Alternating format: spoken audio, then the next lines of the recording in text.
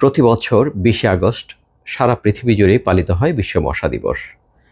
Sir Ronald রসের আবিষ্কারের উপর ভিত্তি করে এই দিনটিকে বিশ্ব মশা দিবস হিসাবে ঘোষণা করা হয়েছে এবং সারা পৃথিবীতে মশা এবং মশাবাহিত রোগ থেকে মানুষকে সচেতন করার জন্য, মানুষের আক্রান্ত এবং মৃত্যু কমানোর জন্য সারা পৃথিবীতেই মানুষকে সম্পৃক্ত করে মশা নিয়ন্ত্রণে কাজ করার জন্য এই দিবসটি অনাড়ম্বরভাবেই সারা পৃথিবীতে পালিত হয়।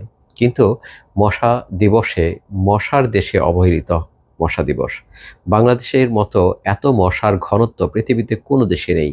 কিন্তু এই দেশে মশা দিবসটি তেমনভাবে পালিত হয় না।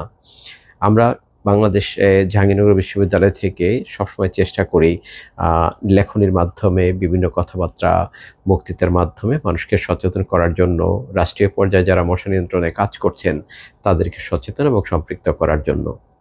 মশা এবং মশাবাহিত রোগ, বিশেষ করে ডেঙ্গু, ম্যালেরিয়া, চিকুনগুনিয়া বাংলাদেশে অন্যতম। বাংলাদেশের জনসাধারণ থেকে শুরু করে সরকারি বা রাষ্ট্রীয় পর্যায়ে যারা মশা নিয়ে কাজ করছেন তাদের সকলকেই এই দিনটিকে খুব ভালোভাবেই পালন করা উচিত এবং মশা এবং মশাবাহিত রোগ থেকে কিভাবে মুক্ত থাকা যায়, কিভাবে নিজে নিজে মশা নিয়ন্ত্রণে নিজেকে সম্পৃক্ত করা যায়, সেই কাজগুলোতে এগিয়ে আসা উচিত।